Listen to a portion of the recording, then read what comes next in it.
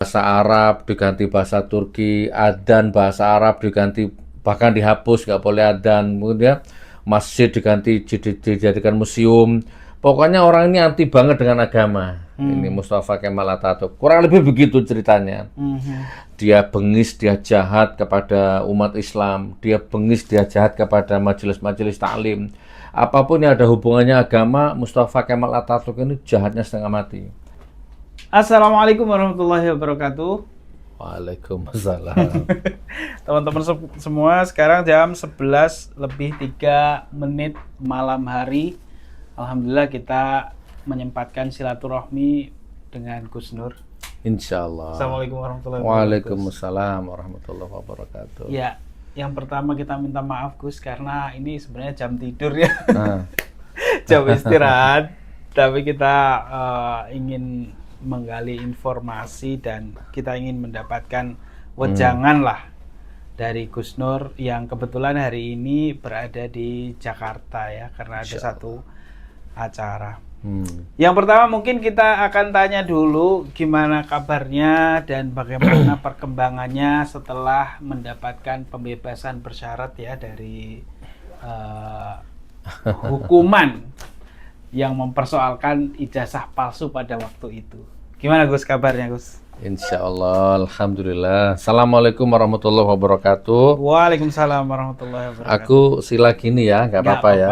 Nggak, Mohon maaf ya. Selau. Kabar sehat, Alhamdulillah.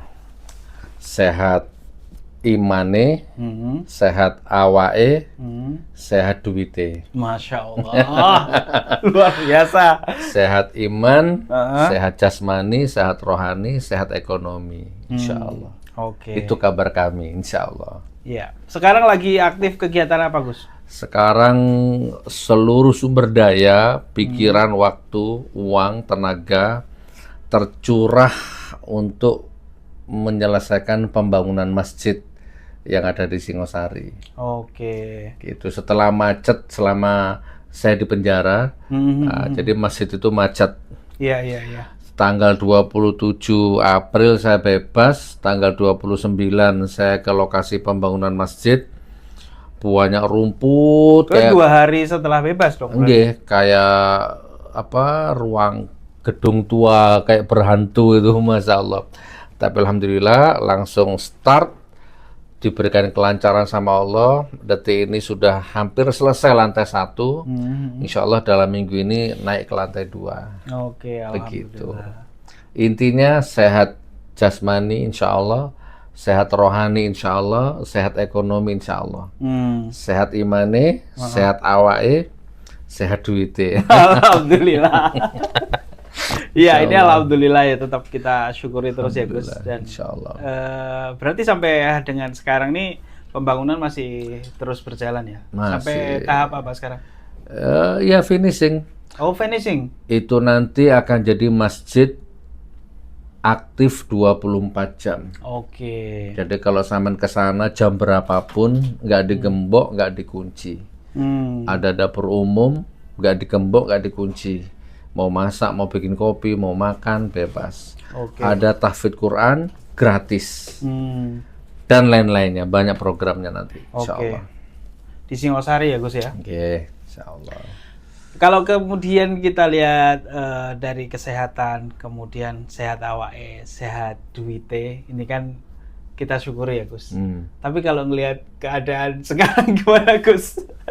Keadaan situasi yang hari ini ada di negeri ini Gus, gimana? Waduh. Pokoknya sehat imani, alhamdulillah. Keluar dari penjara, tambah gemuk. Banyak yang bilang aku tambah gemuk loh, alhamdulillah ya.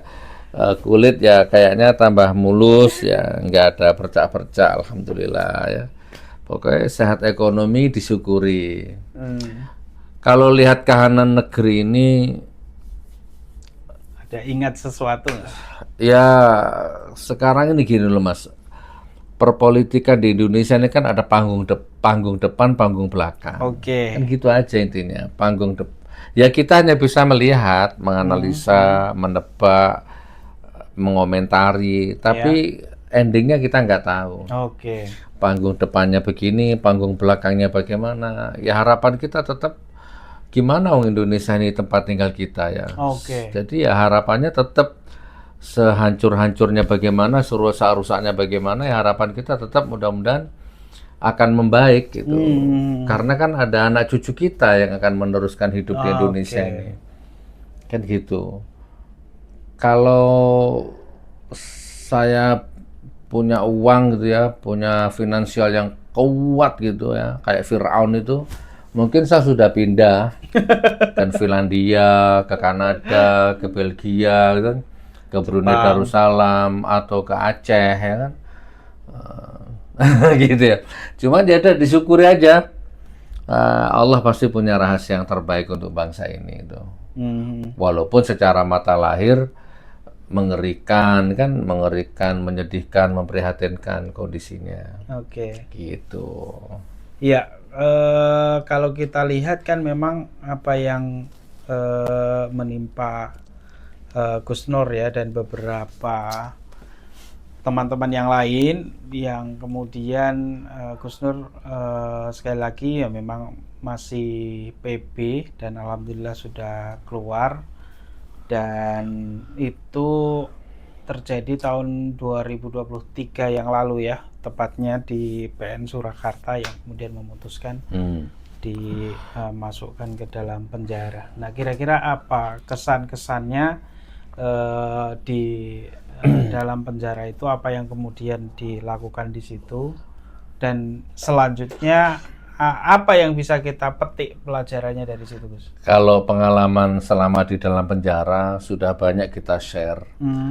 Tapi intinya ya kalau kita ringkas, semakin kita menderita, semakin kita tersudut, terpojok ya, semakin kita kepepet, ternyata di situ kita semakin tidak berjarak dengan Allah. Itu intinya sih. Jadi yang di penjara itu hanya tubuh, hanya jasad. Tapi selama pikiran tidak di penjara, doa tidak di penjara, maka kejadian itu hanya seperti pindah tidur saja. Gitu ya. Ada orang di penjara, ada. Jadi di luar kriminal, di luar sampah masyarakat, masuk ke dalam penjara, tetap kriminal. Tetap sampah di luar sampah, di dalam sampah itu. Karena memang dia hanya pindah tidur saja. Di luar nipu, di luar garong, di luar kriminal, di luar nggak sholat, di dalam pun sama. Di dalam pun nipu, garong, nggak sholat, berarti hanya pindah tidur saja. Nah kalau kita kan tidak, kita itu masuk ke dalam, banyak sekali pelajaran yang kita serap gitu ya. Sehingga kita nggak pindah tidur. Misalkan ini di luar sayang sama keluarga, sayang sama anak istri itu misalkan 100%. Begitu di dalam kita tambah sayang sama tanggung jawab sama keluarga itu bisa nambah 200%. Dan biasanya kalau di luar bangunnya jam 3, setengah 3. Di dalam bisa jam 1 sudah bangun. Jam 2 sudah bangun, sudah upgrade semuanya, di-upgrade semuanya. Jadi kita nggak pindah tidur, kita benar-benar ditempa di situ, menempa diri di situ.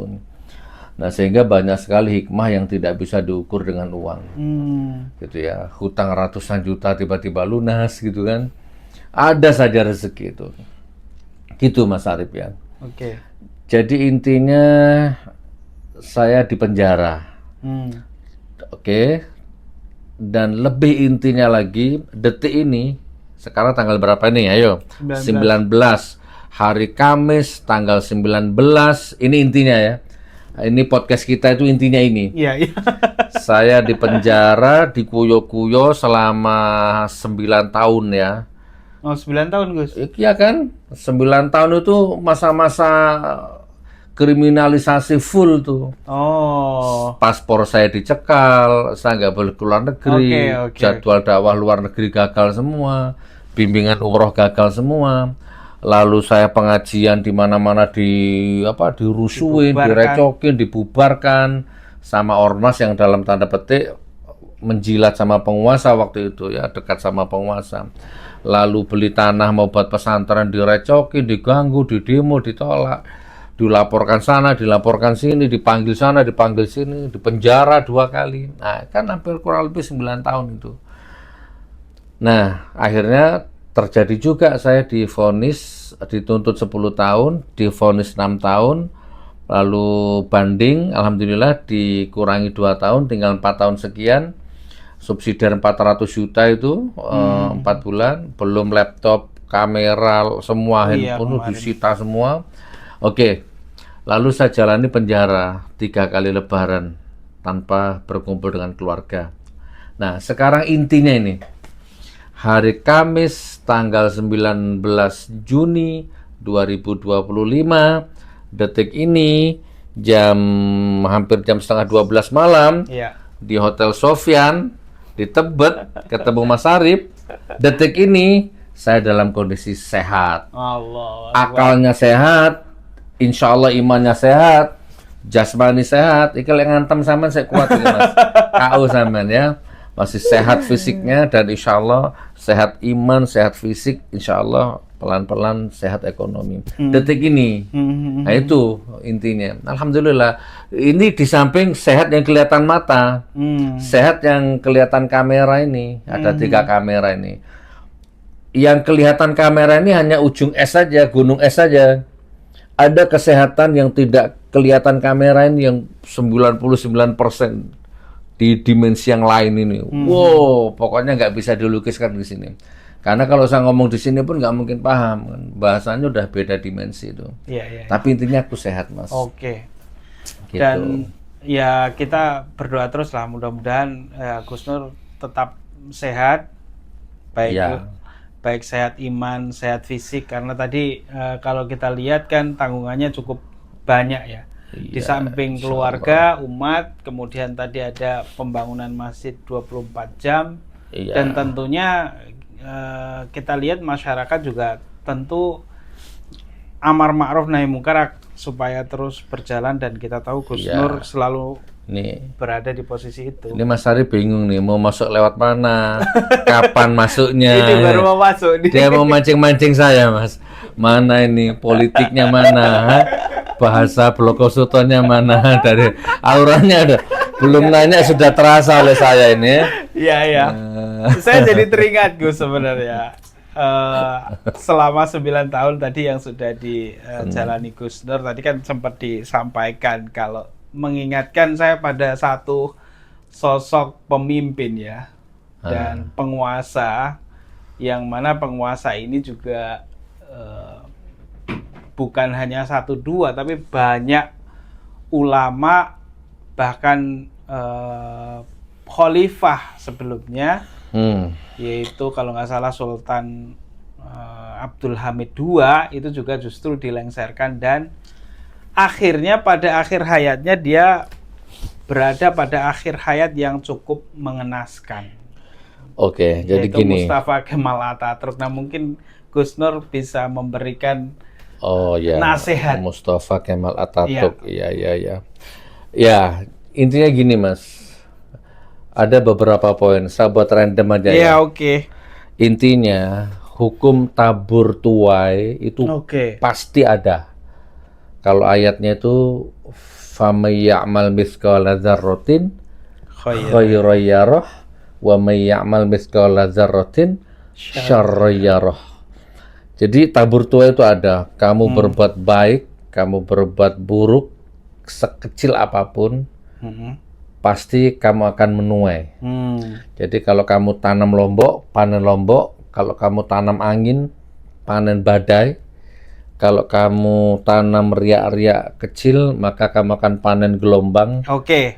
Gitu kan? Itu tabur tuai itu, pasti itu. Lalu yang kedua, nah maka jadi apa yang kita ucapkan, apa yang kita pikirkan, apa yang kita gerakkan, ini meninggalkan jejak digital. Suka nggak suka ini. Nah, jejak digital inilah yang akan membuat kita sukses atau jatuh. Jejak digital ini yang akan membuat kita semakin terpuruk atau bangkit. Itu pasti, namanya hukum tabur tuai. Lalu ada juga algoritma. Jadi bukan TikTok saja ada algoritma, ya, bukan YouTube saja. Bumi alam semesta ini juga ada hukum algoritma, nak. Iya, iya, iya, iya. Mas Arif ya. Jadi algoritma itu kalau kamu coba di TikTok, kalau kita buka gambar pisang Ambon misalkan, kita tonton sampai selesai itu, apalagi kalau kita like gitu, maka berandamu akan dipenuhi Pisang-pisang jenis macam pisang itu algoritma. Nah, maka kalau kamu sedekah subuh 5.000, maka jangan heran kalau duhur, asar, maghrib kamu terus kejatuhan rezeki gitu ya. Itu algoritma itu. Nah, sama, jadi kalau kamu baik, perilakumu baik, hidupmu, maka hidupmu akan dipenuhi dengan algoritma kebaikan. Tapi kalau hidupmu jahat, maka hidupmu akan dikelilingi algoritma energi jahat. Nah, jadi itu mulai dari lurah ini, dari RT, RW, lurah sampai presiden itu terikat itu hukum algoritma itu. Nah, tadi sama nyebut Kemal Atatürk ya. Nah, salah satunya contohnya Kemal Atatürk ini, walaupun saya belum pernah lihat sendiri, tapi ini cerita sudah familiar di berbagai artikel, sudah banyak sekali beritanya ini. Tapi saya pengen juga kapan-kapan ke sana membuktikan dengan mata kepala sendiri. Tapi Kemal Atatürk ini kan sudah lazim. Dia adalah presiden sekuler pertama di Turki ya. Dia presiden yang kalau nggak salah tahun 1924 dia membubarkan sistem khilafah Utsmaniyah. Jadi Presiden Atatürk ini anti agama. Betul. Itu intinya. Bahasa Arab diganti bahasa Turki, adzan bahasa Arab diganti, bahkan dihapus, nggak boleh adzan. Kemudian masjid diganti dijadikan museum. Pokoknya orang ini anti banget dengan agama. Ini Mustafa Kemal Atatürk. Kurang lebih begitu ceritanya. Dia bengis, dia jahat kepada umat Islam. Dia bengis, dia jahat kepada majelis-majelis taklim. Apapun yang ada hubungannya agama, Mustafa Kemal Atatürk ini jahatnya setengah mati. Ya, dulu saya pernah jadi teringat di sebuah negara, kalau nggak salah negara Madangkara atau siapa itu, ada dulu membubarkan FPI, bubarkan HTI, itu dulu ada, saya lupa negara mana itu. Ya kurang lebih seperti itulah. Anti sama agama intinya. Ini Mustafa Kemal Atatürk. Nah, sehingga hidupnya dipenuhi dengan algoritma jahat. Dipenuhi dengan algoritma karma yang mengerikan.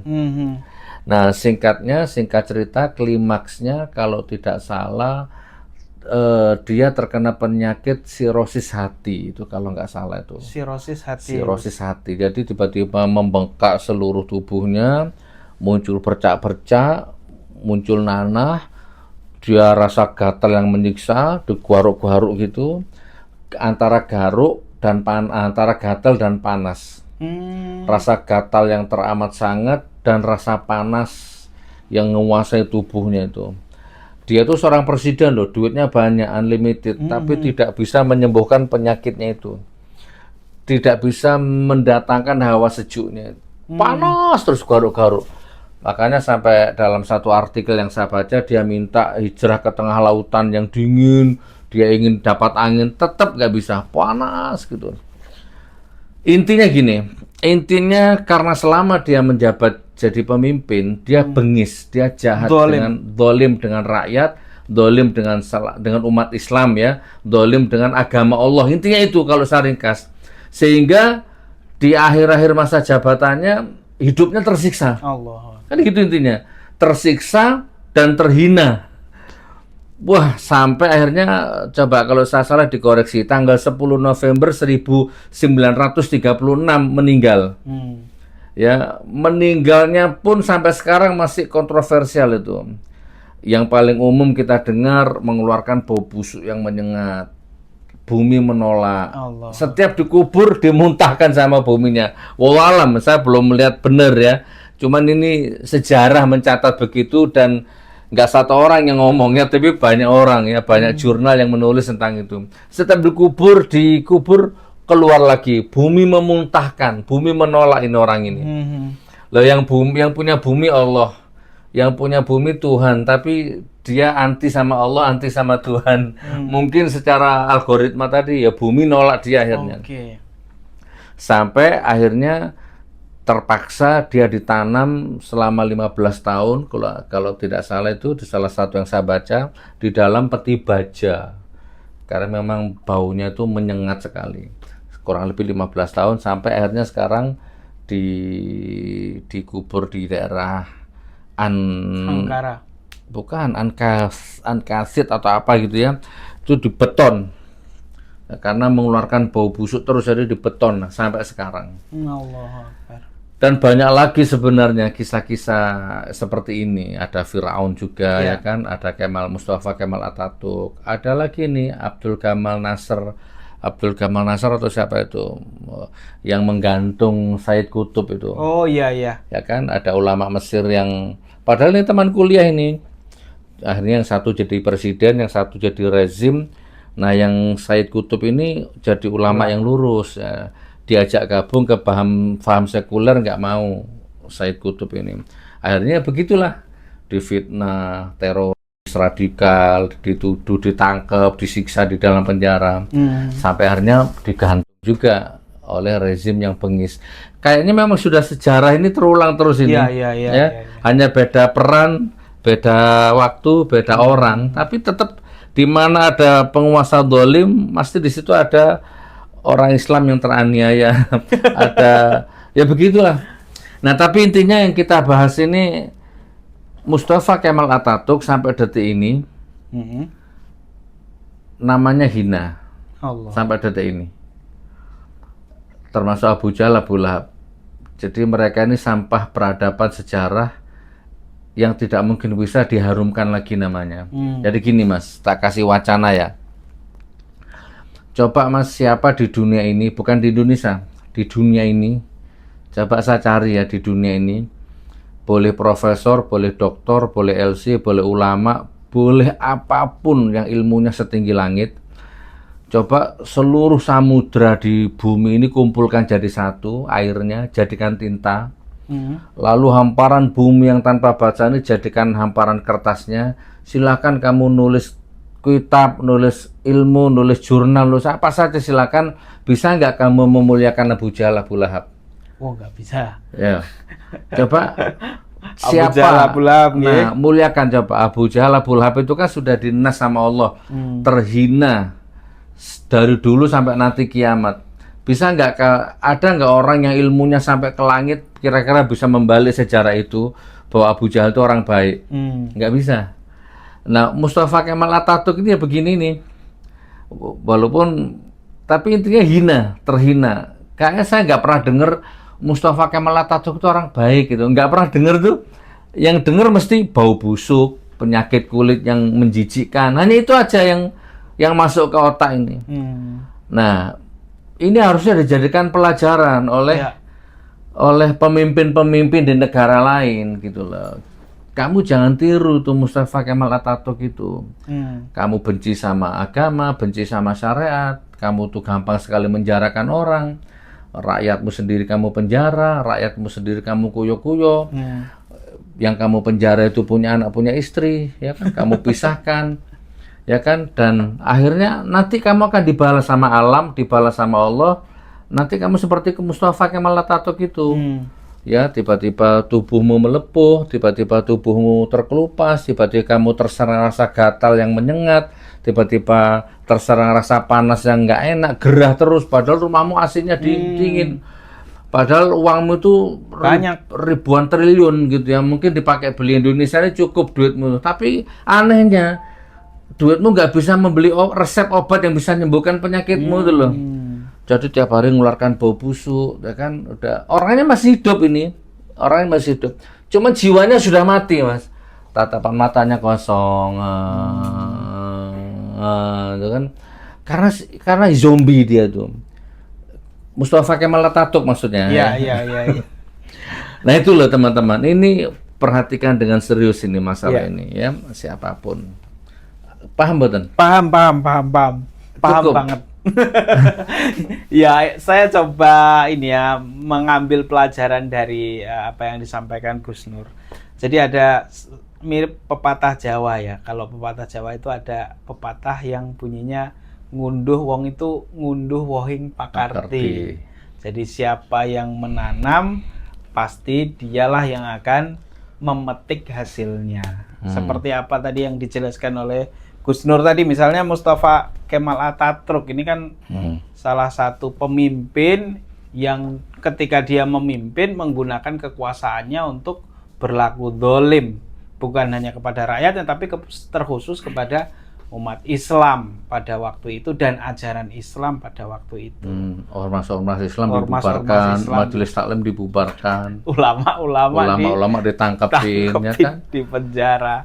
Begitu dia sudah mau lengser, yang dulu memuja-muja dia, menjilat-jilat pantatnya, ya teman partainya, apalah ya, nggak ada yang mendekat ya pada jijik semua, ya kan?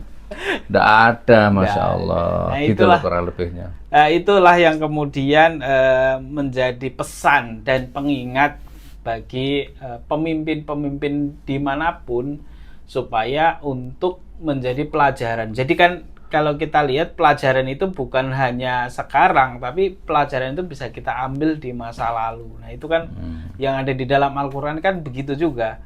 Jadi sepertiga di dalam Al-Quran isinya adalah cerita-cerita di masa lalu untuk dijadikan pelajaran bagi kita yang sekarang. Mungkin begitu ya Gus ya. Ada terakhir Gus, mungkin sebagai penutup nih. Kalau podcaster tuh closing statement. Apa Gus? Ya pemimpin yang sekarang, ya kan, pemimpin yang sekarang. Waktu tidak akan bisa diputar kembali. Ketika kita muda, sekarang umur saya berapa ya? Saya lahir 74. Umur saya berarti 51 lah ya. Itu saya nggak mungkin bisa memutar waktu balik jadi 17 tahun lagi. Ya, nggak mungkin. Nah, jadi presiden yang sekarang, pemimpin yang sekarang itu kalau ingin selamat, ya kalau ingin jabatannya itu membawa berkah nanti, membawa masa-masa pensiunnya nanti itu bahagia, maka satu kuncinya belajarlah sejarah, ya dari presiden-presiden, pemimpin-pemimpin dunia yang dihinakan sama Allah. Itu penting itu Mas, ya kan, presiden yang sekarang, pemimpin yang sekarang, belajarlah dari kesalahan. Pemimpin-pemimpin dunia di masa lampau, mulai dari Abu Jahal, Abu Lahab, Fir'aun, bagaimana sombongnya Fir'aun itu, ya kan, mati di dasar laut, tapi luar biasa malah diawetkan jasadnya sama Allah, jadi sampai sekarang bisa dipetik ilmunya dari sana. Ada Mustafa Kemal Atatürk. Nah itu kalau tidak diambil hikmah, ya nanti Anda seperti itu, menyesal. Begitu mati kejet-kejet, menyesal, nggak bisa balik lagi. Gitu. Baik, terima kasih teman-teman, dan ini 30 menit yang berharga. Terima kasih yang sudah menonton, dan mudah-mudahan bisa kita ambil pelajarannya sekaligus penyemangat untuk kita yang masih hidup dan mengambil pelajaran dari ini semua. Wassalamualaikum warahmatullahi wabarakatuh.